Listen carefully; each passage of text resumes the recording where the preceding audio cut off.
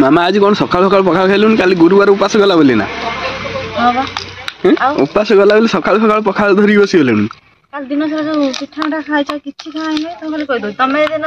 भात न खाइ नै हम केरो लागियो मते फोन देखियो पखाल से तो कौन कौन खाउछु बायन टमाटर लेंबू नेन यस आउ सकाल उठी कि एते करियो कि जा होचे खाइ दो टाइम दरकार करते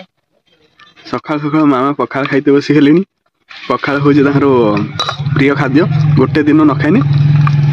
मुंड खराब हियो खाऊ ना एते और पखाल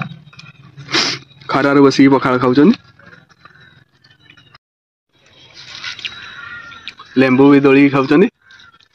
लेंबू लेंबू से तो रसुण आनछ ना मते रसुण खाइते भल लागे आ सुकुआ खाऊ नाही मगुसर मास आइसो मन सुकुआ भी ता हंदर डल दे था ना मते सुकुआ खाइते भल लागे लेंबू सहित एमति खाली दळी खाइते भल लागे गुंडा बड़ी खाइनी बोल न खाइ सर इस गुंडा बड़ी चुपड़ी खाइ दउछनी